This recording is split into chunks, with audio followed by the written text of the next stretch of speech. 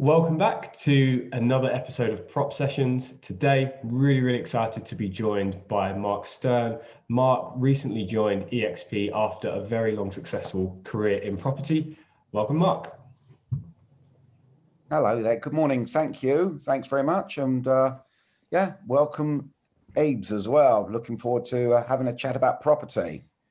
Indeed. And you know what's funny? I was chatting with a gentleman yesterday who's also in eXp around the sort of Watford area, and you came up. And you came up because of the content that you've been putting out and the really awesome video content that you've been putting out and sharing. And I think you're practicing what I preach, which is really good to see. And I know that this is something that's been really a big part of what you've been doing for your strategy since going out. So I'd love to get into that a little bit later on. But first, I'd love to just, if you can give people the little bit of a backstory about kind of where you were before and sort of how you got into eXp, that'd be a great place to start. Yes. Okay, so I've been an agent since leaving school. So I've been an agent since 16 years old, back in 1979. So people can do the maths for that themselves. I've done a few other things in between, but I started off working in central London, and then over the years sort of came out into the suburbs, but sort of done things like worked in Islington, worked around Hornsey, Crouch End, Finchley, and over the last sort of 5 years, actually a bit longer than that, 2013, 14, I then started working locally. I was the branch manager of Connells in Bushey and then Harrow, and sort of started to feel that you didn't need to work in central London to be a good estate agent. And in fact, central London or London agency is an amazing background to learn your trade and to learn good customer service. But even going back further than that, I spent a lot of my 20s, I took some time out and lived in America. I lived in Florida and I worked in the restaurant business out there. And that really taught me the art of customer service completely. It couldn't have been a better training ground for me. So it's quite interesting as an agent. Estate agents have always had this bad reputation, and it's about. I think the reputation is just. It's hopefully dying off. It feels like it's really dying off now. Some people still turn around and make estate agent jokes, but you hardly really hear them anymore. And I think it's not just estate agents. I think it's anything to do with sales. People are fully aware that you're being sold to. So you might as well make it a pleasurable experience. Good few years back, my wife and myself went to Egypt on holiday, and we were going through the markets, and you literally were getting pounced on every yard every step you took. There was somebody trying to sell you something or drag you into their shop. And I found the whole thing so entertaining because the first thing they did is they tried to get to know you. The first, like, hello, sir, how are you today? Are you having a good day? What are you doing? Where are you going? What have you seen? And it's like, so you're immediately engaging in conversation. You know the conversation is going to lead to you buying something from them. But actually what it does is it just starts you talking and you're building a rapport with them. And it's almost it's the same sort of thing when you're laying on a beach and you've got these, as we call them, looky men that come up and try to sell you things on the beach and selling you beach towels and things that you don't necessarily need. But when you actually start to hear them get conversing with people, then they're not aggressive. They're just very friendly, and they are themselves. And I think the art of being a good estate agent is that's what experience taught me, is just be yourself. Don't worry about the name above the door. Don't worry about the reputation of estate agents in general. Just be you. And that's what sort of brought me along to eXp, because I've only joined them recently. It's actually just now coming towards the end of my second month. But I found that during lockdown, I wanted to do something on my own. I feel like I hadn't been heard in all the the positions I've had, and I've had some good senior management positions throughout my career in agency. But I feel like I haven't been heard. I feel like I'm the one that's got ideas. I'm the one that needs to put my ideas into practice. And I literally have joined eXp. People have left me alone. They've let me do what I want to do. I haven't had to run it by this person or run it by that person. What do you think of this or that idea? And I've just thrown myself into being me. And the rewards are happening immediately. It's not even, oh, are they going to happen in 3-6 months' time? They are literally happening straight away. And that's giving me more confidence to deliver a really good service. It's got busy. I'm taking on a lot of properties and I'm selling properties. And what I'm realizing is because it's just me, I can only do so much. But this feels like, eXp feels like a good end goal. I don't need to build myself up to have 20, 30 instructions and have people working for me. I just need to be, I'm more than happy just managing the stock that I've got on now, giving a great service, because I'm actually, I'm worried that if I end up getting so busy, my service will start to decline. And I don't want to start getting complaints from people, that's for sure. So I'm quite happy to take on good properties, real sellers. When I go and value a property now, I'm quite confident with the price that I'm estimating that it should be marketed for. And I'm actually quite confident if the vendors feel that I'm so out and so wrong, it should be, a lot more than that, to actually think twice and think, well, do I really want to take on this property? It's my decision, it's my choice. So I'm confident to take on what I feel will sell and what will attract. And yeah, so that's sort of what's brought me to this point now with eXp. Prop Sessions is brought to you by Prop Media, who partner with agents to generate 50 exclusive seller and buyer leads every single month on autopilot. That's guaranteed, or you get your money back. If you're interested in trying out Prop Media risk-free, head over to www.propmedia.co.uk to book a call today. Now, where does that confidence come from, though? Because it's such an interesting point that you just said. You're happy to stand by your fee, and I'm sure there are a few different factors that will go into where that confidence actually comes from. But for you personally, if you dissect that a little bit, is it because, obviously I'm sure your experience is going to come into that, but do things like the fact that you can only take on a certain number of properties, does that affect how you come across when you go into valuations?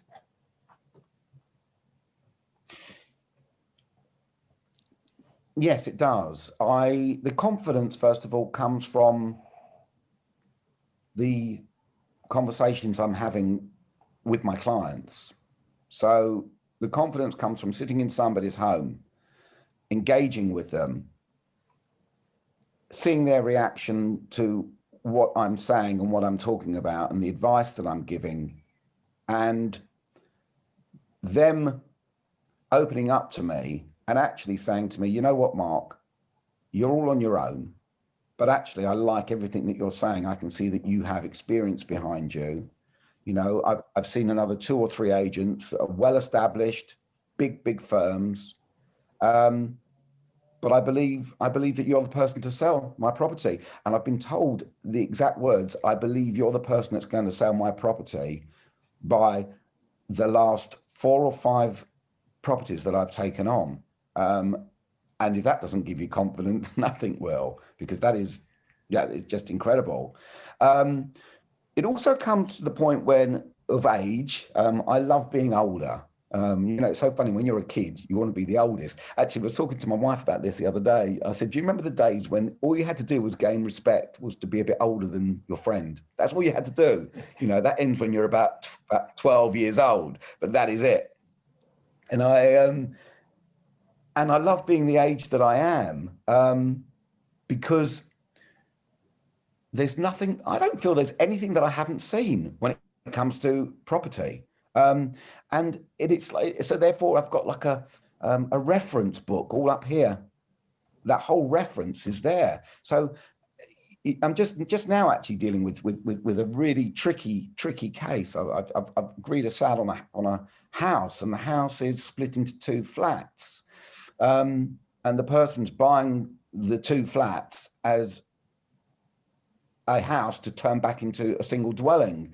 But because it's 2 flats, you can't get a mortgage on the 2 flats as a single dwelling. So there's elements, and we're talking about bridging loans, but there's also a question that came up because they felt like the bridging loan was the only option. And I'm thinking to myself, it can't be the only option. It cannot be, because they are 2 separate titles. These flats are 2 separate titles. And I know, an investor wants to buy, if 2 flats came available in the same property, an investor wanted to buy them both as 2 buy-to-let mortgages, and they're 2 separate flats, they could get the 2 buy-to-let mortgages.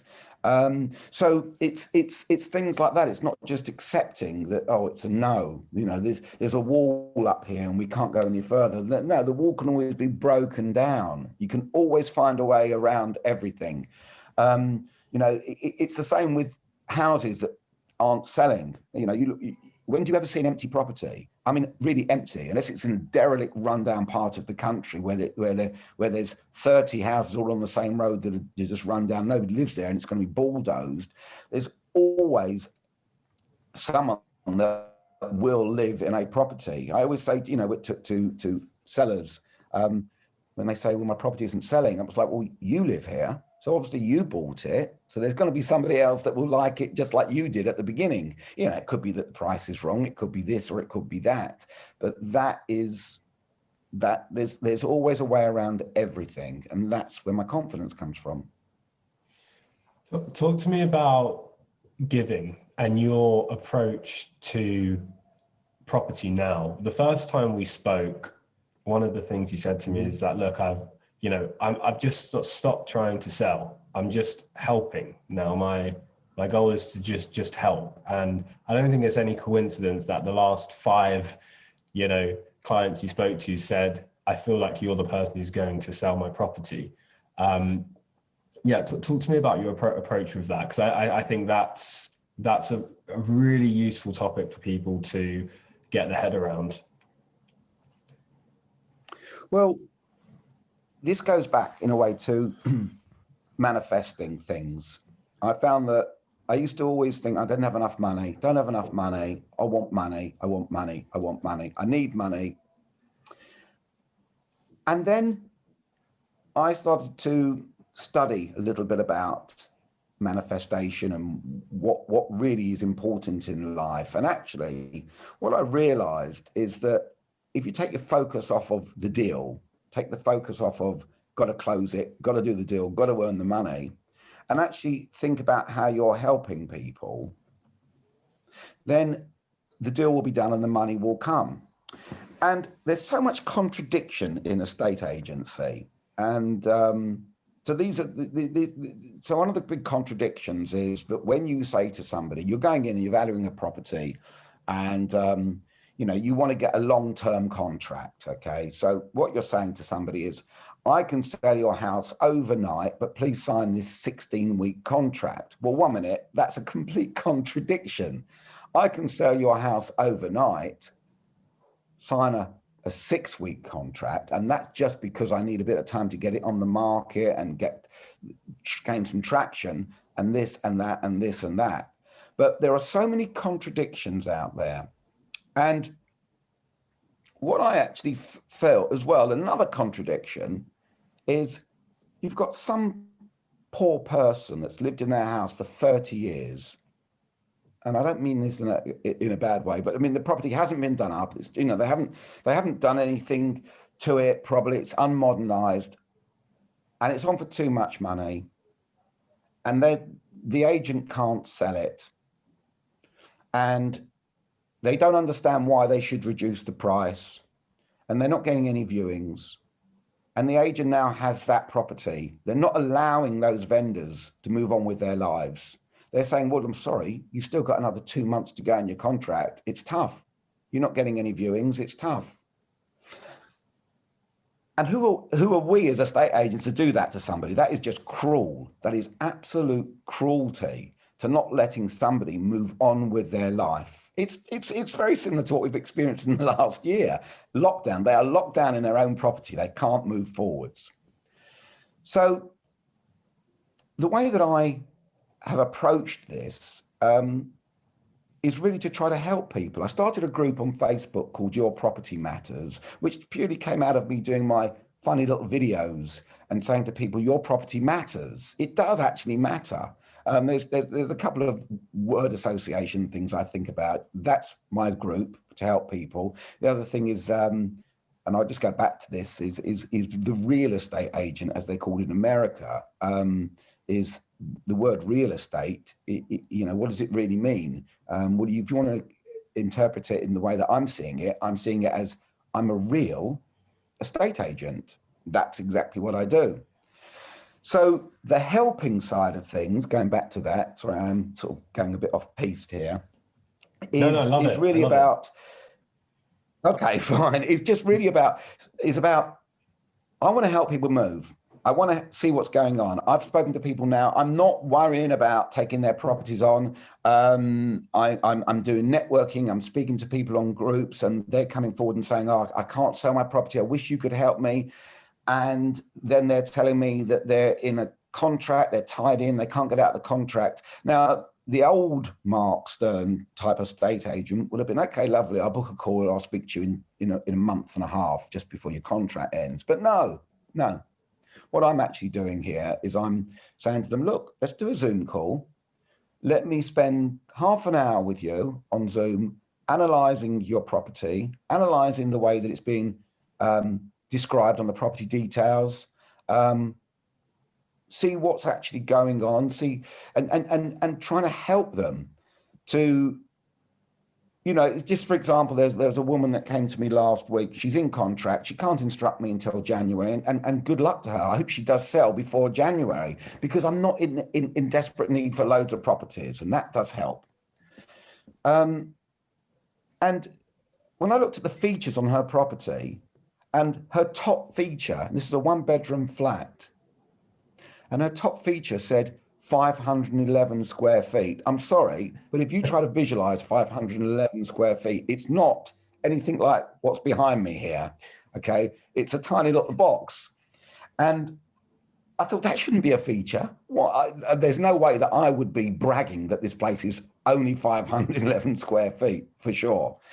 And I sort of was talking about that side of it to her.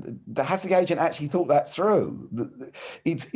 Sometimes what the feature was that the lease had something like about 170 years still left to run. That was a feature that I ought to put on there. The ground rent was only that the service charge was £600 a year. That's a feature, but not 511 square feet. So at the end of this call, after analysing things here, there, and everywhere, and I do really believe that if you can throw in some home office workspace into your description somewhere, everywhere, even a 1-bedroom flat should be able to find a corner of a living room or a corner of a bedroom where you can have some home space to work at the moment. At the end of the call, she said to me, oh my God, Mark, if I wasn't in this contract, I would be instructing you straight away. I never asked for the business. I didn't ask for it. I just said, let me spend a bit of time giving you my opinion. And that's so that's the helping. And basically this group, Your Property Matters, is all about, I'm trying to encourage all sort of property professionals, from conveyancers to removal companies, to builders and decorators, to home staging people, surveyors, and everyone's just there to answer questions, to help people going through the process. And you never know, you might pick up some business along the way. I'd love to delve a little bit more, if you're happy to, into that topic of manifestation. Interestingly, I've had some experience with that myself, and a big turning point for me was when obviously a lot of Prop Media's clients we deal with them online, right? We're not physically with them like you would be with an estate agent, or even less so nowadays. And I remember making a shift similar to yourself actually, when I thought, okay, well, you know, rather than just focusing on what we get from the client, let's start focusing more on what we're actually giving them, and how we're helping improve their lives. And it's easy to forget actually how much you are affecting somebody's life. You know, obviously day to day you're doing your job, you're helping somebody move, or I'm helping a client, and it's easy to forget how much you're actually impacting them. So what I did was I actually started to print out a picture of the actual clients who I was helping with, and I was sticking them on a board, and it would be behind my computer screen. So every single day I would see the people who were actually impacting. And that was huge for me, because it was just there in my physical consciousness every single day. And that was amazing for me. And I'd love to find out a little bit more about your journey with, you know, learning about manifestation, and maybe how you practically implemented that into your daily life. Okay. So 5 years ago, I made some huge changes in my life, health changes. I gave up smoking. I stopped eating junk and rubbish. And I found the results starting to come in a short space of time. I ended up losing 2.5 stone in weight. And that was me physically. And I figured to myself, well, 1 minute, if I can do that mentally, surely it must have a very similar effect, or it would have a very similar effect. So I started to think about living in the moment. I'm a happy guy. I always say that my general default position is happiness. So whenever something comes into your life that knocks you off of that position, that's fine. You deal with it. You deal with it seriously. And once it's resolved, you go back to being happy again. And I don't know why I'm happy. I grew up the same as everybody else. I've had plenty of knockbacks in my time. And but for some reason, I'm fortunate enough that I was born with this attitude. And I thought to myself, so what do I need to do to affect me in the same way that giving up smoking and not eating rubbish food and being careful about what I eat? And believe me, I love eating junk. I would love to. And in fact, in the last year, I'll get some criticism for this, I turned vegan. And it wasn't because I don't like meat. I absolutely love meat. But I just figured, and I only eat twice a day now, but I wanted to throw boundaries into my life, give myself some boundaries that are not easy, but actually leave me feeling grateful, because the gratitude I have is that I can now run up a flight of stairs without any issues at all. In fact, I took a property on, the one that I took on yesterday in Bushy, and it's actually an apartment exactly next door to the one that I used to live in sort of about 8-9 years ago. And it's up 3 flights of stairs, double flights of stairs. And I remember going up those stairs and feeling shattered sometimes. And I was running up there yesterday, like no issue at all. And it's now, you know, I'm sort of 6-7 years older. So I thought, well, what can I do for the same in my head? What do I do? So I thought to myself that you have choices that you can make in life. So you can choose to be kind, or you can choose to be unkind. That actually is your choice. No matter what people do to you, you can have that choice. You can choose to wish people well or not. That's your choice. You can choose to give your time. Again, that's your choice. You know, I made a decision, and my wife absolutely loves this, but there you go. It's doing something nice. Is that in my house, I live with my wife and my sons, or my stepsons. And, you know, when they were teenagers, they were not putting things away and not clearing up. And I used to be really upset and get really angry about it. And one day I just thought to myself, 1 minute, why don't I start doing it for them? I don't want to do it for them. I'm tired. I've come up full day's work. I'm tired. I've come home. But by doing that, it's a boundary. It's showing me pushing myself harder. 1 minute, I'm tired. I'm tired, and I'm actually going to push myself even harder.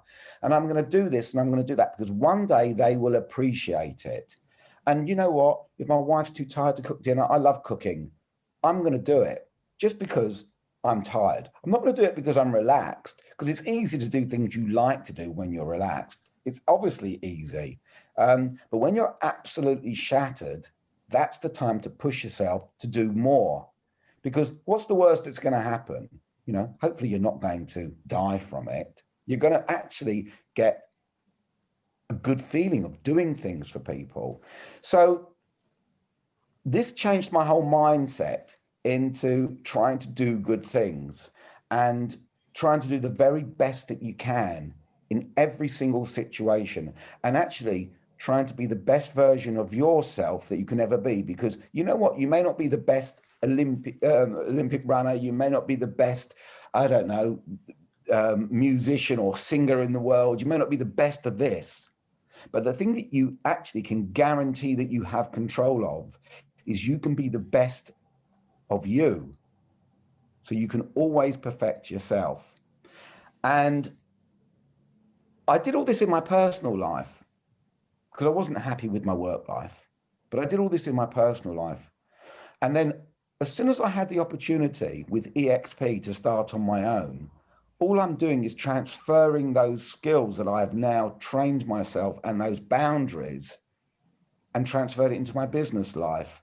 And the manifestation of doing this is the results, is actually seeing results immediately, not just seeing the results that come, you know, oh, maybe it's a coincidence that somebody called me, you know, months later because I did this. It's actually doing these funny, crazy videos that I'm always still embarrassed to do, and putting yourself out there and doing things and actually seeing the results, like the phone ringing straight away. Very funny thing happened the other night. I didn't realize I agreed to sell on a property that I was selling. It's obviously on the portals, and it was also on Facebook Marketplace. And I then got a notification from Facebook Marketplace that they knew that the property had been sold. So do I want to now change it as sold? So I changed it as sold, and I put a little caption and shared it. And the little caption was just me from my own personal Facebook page, just saying, this property was on the market for 1.5 years with 2 other agents, and I sold it in 2 weeks. You know, it speaks for itself, or whatever I said, and just stuck it out there. Within 3 hours, I'd had 2 people message me. One of them just turned around and said, I wish you could sell my property. It's been on the market for a month, not getting many viewings. And the other person just said, well done, and tagged in somebody else into the tag. And the person that they tagged in got in contact with me, and I'm actually going to be taking their property on Monday. So I did actually get, the person that said that, so I ended up getting 2 properties out of this, just sharing the post, just saying how I feel.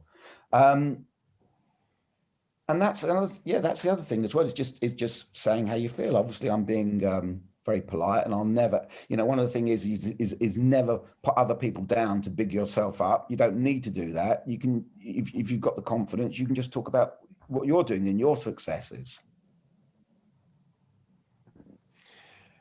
It's funny you say that, because the first time, one of the first times we spoke, the overwhelming sense I got from you was just one of positivity. And I was going to ask you about that with your general character and how you are, but I think you actually answered and said you feel like you were just kind of born happy, which is amazing, because I think that really rubs off, and then that then comes through into the content you put out there, right? And that's then kind of, I think you even said on one of our other calls, didn't you say that during a week, for each video you put out, an instruction came from it or something just bonkers like that. I I'd love, Yeah. with that content that you're doing, I guess, there'll be, plenty of agents listening to this. I guess this could be a good tip. The content that you're putting out there, I think a lot of people are, it's a scary thing, right, to get in front of a camera if you haven't been doing it for a while. I think you would say you sometimes feel a little bit silly doing it. How do you kind of motivate yourself to go out and put that content out there? Well, it's now become a good habit. So I'm now doing it with every single property. I think that one of the things is it's funny because people that know me, I'm a musician and I've played in bands for years, and I've gigged since I was in my 20s, just the local pubs and circuits and everything. But I've always been in a band, and my wife Anne always turns around to me and says, "Oh yeah, but you'll be good at this. You'll be good at this because you're always up on stage. You like performing." And I thought, yeah, but I could never be a solo performer. I don't feel I could ever do that. Be the person that's actually all on his own on the stage. I like the fact that I've got this band around me, and I can sort of, don't have to make too much eye contact. It took me years to make eye contact, even gigging. But I got that confidence again in my head. And it's funny, when I sort of like started off with these videos, the first thing I sort of tried to do was make it was actually be embarrassed, not for customers to see it, but actually feel embarrassed for my peers to see it, because there's plenty of people out there that know a lot more than I do about a estate agency. And there's plenty of people that know me over the years. I've worked with so many different people. And it's like, oh, what are they going to say? What are they going to think? And I think that's still probably the little boy in me, sort of a little bit concerned that, what others are going to think. And when I actually start off my, on the video, and I've got the camera on the tripod and I'm holding it out in front of me, and, I say, I was being really formal at first and just being like, hello, welcome to Your Property Matters. My name is Mark Stern, and I'm going to talk to you about this road and these houses and everything. And it was all very formal, and I did so many different takes, and I was now do pauses every time I say something. I then pause and then do it again and then do it again and then do it again, until I get it right. And sometimes I was doing it 3 or 4 times. Hello, I'm Mark Stern, and hello, I'm Mark Stern, and blah blah blah. And then I just thought to myself, 1 minute, just relax, feel happy, feel good. Just think to yourself, I don't know, I just felt good about it, and just be like, almost like a bit of this American sort of like, hi, I'm Mark Stern, and just I literally made my body relax, and it works. It just works now. So when I'm doing a video, sometimes I forget. I get quite sort of like stressed as I'm about to start the video. But then all of a sudden, then something just takes over, and I feel very relaxed. And I just think, you know what? And this goes back to performing in the band. People are standing there, they're dancing, they're watching us. So they're obviously enjoying it. And I'm thinking people are clicking on this video not to look for my faults and to criticize. And if those that are doing that, then fair play to them, let them enjoy themselves doing that. People are looking at this video because they want to find out some information, because they found a tag that I've tagged in that might be of interest to them. And I'm just going to talk normally, just speak about what I think. And if I make errors, make mistakes, so what? I make them, it's just my opinion in any case.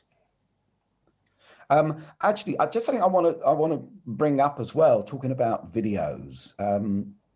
There's a bit of chat at the moment with these virtual tours. So in the last 48 hours, I have had conversations with 2 people. One is actually a friend of mine that lives out near Hounslow. It's been on the market for a month. And the other is somebody that's been on the market for, it's not a friend of mine, it's someone that's actually contacted me again for some advice. Been on the market also for about 4-6 weeks, and they're not getting any viewings. And I looked, first of all, the first thing I do is I'll look on line and do like a market report and just see where the prices are and what they should be.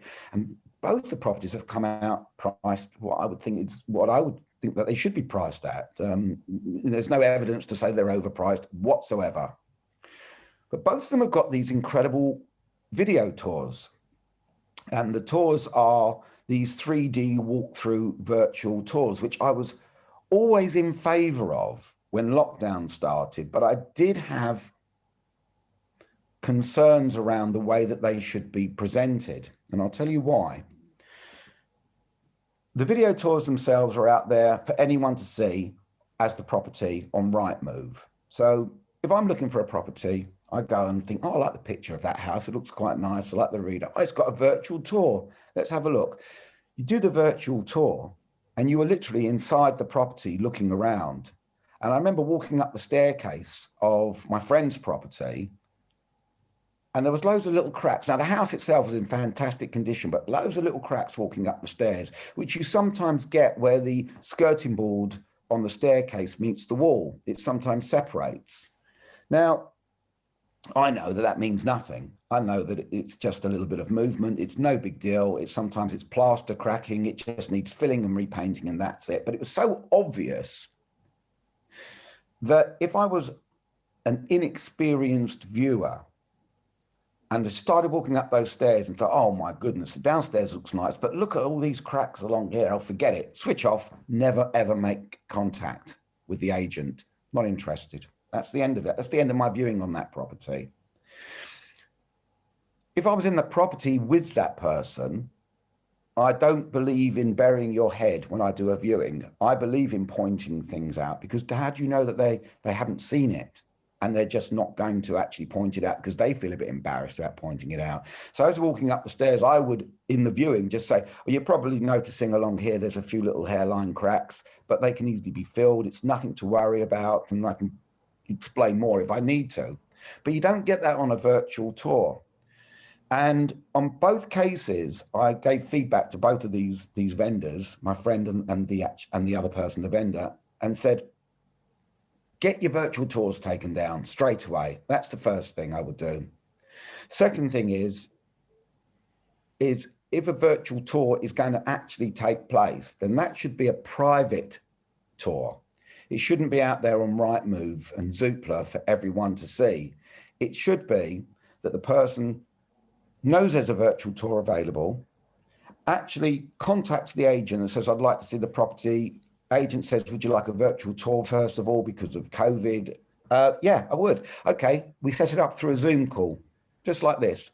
And then I have control of the tour. I'm sharing my screen. I'm walking them through. I'm walking in up the staircase and saying to them exactly this.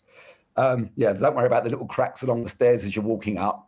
Walk upstairs and then show them the rest of the house. And at the end of it, do you like it enough to actually book in a real viewing? They may turn around and say, yeah, I quite like it, but there's this or there's that. Fine.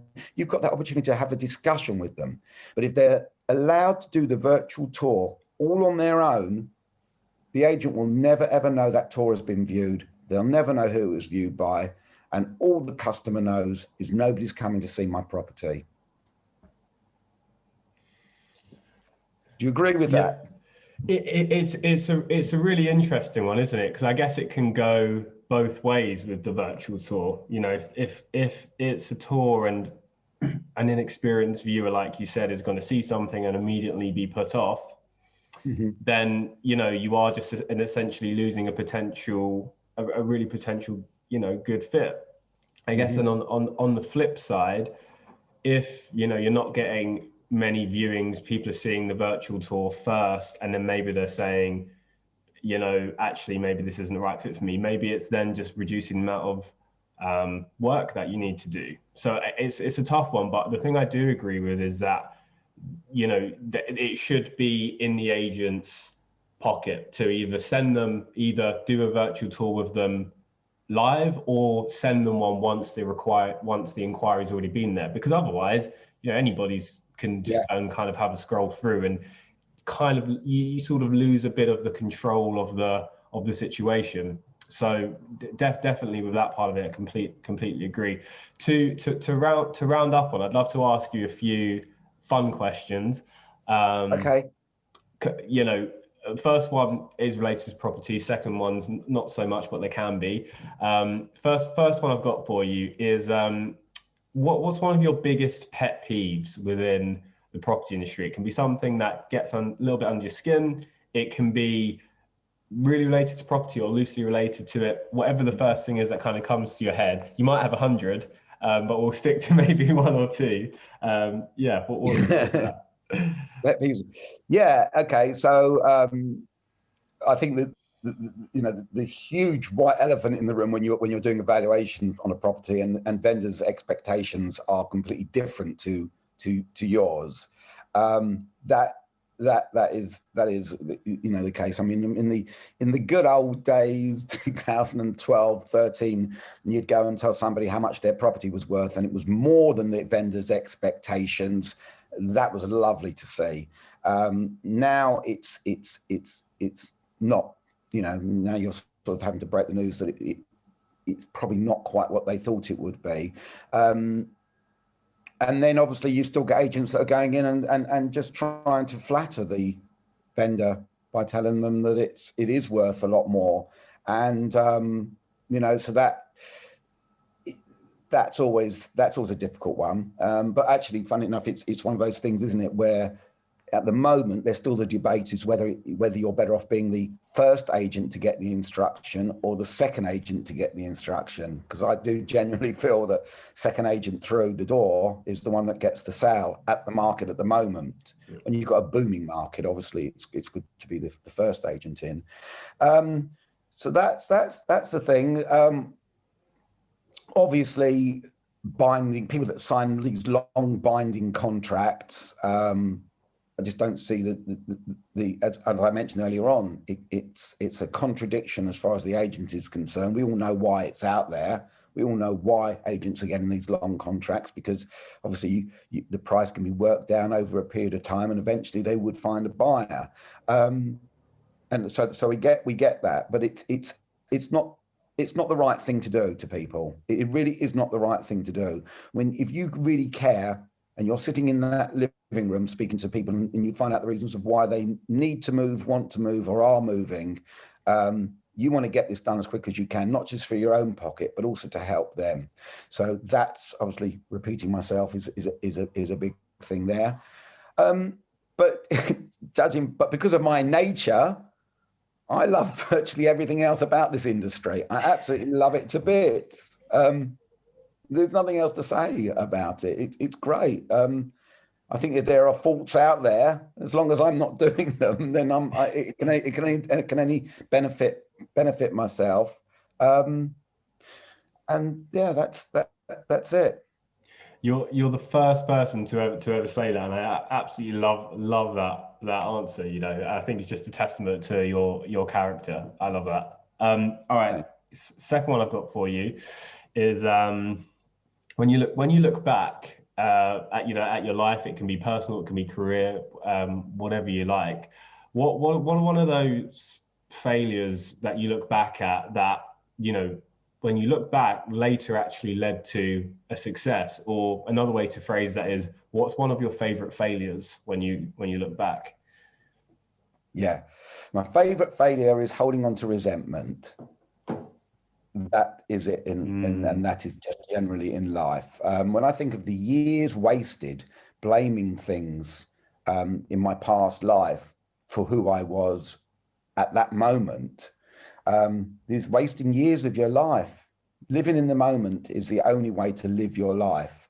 What's in the past could have been a dream, but it wasn't, but it's as real as a dream in a way.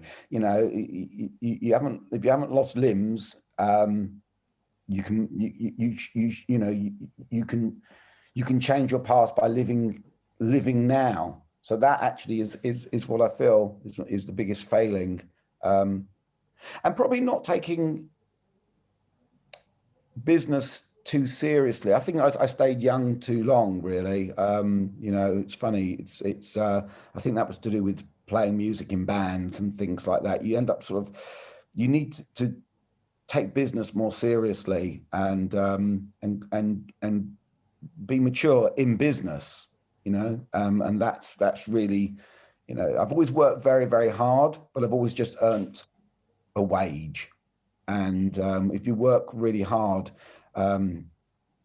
you can develop working hard and make it then becoming working smart, and then having the confidence. And also there's a bit of advice I gave to my son, and I should have taken it myself. He was about 12, 13 years old, and we were driving in the car, and he said to me, "Dad, I don't know, I'm under so much pressure. I don't know what I want to do when I grow up." And I said, "Well, look out the window of this car on this whole journey and look at everything that you see that is not nature. And whatever you see that is not nature was either thought of or invented or sold by a person that was a 13-year-old child at one time in a car with their father thinking exactly the same thing." So we all have the same opportunities in life to be who we want to be. We just need to be strong, confident enough, focused, and believe that we can make it happen. I love that, and that one on resentment, that definitely hits. I think that hits home, and I always think about resentment as, drinking a cup of poison and expecting the other person to die. It only affects you, and the chances are the person you're resenting, they probably don't even know you're resenting them, right? So that's actually interesting though, the second thing you just touched on, because my final question for you was going to be, we fast forward, many years into the future, and it's your last day on the planet. Yeah. And you can't leave behind any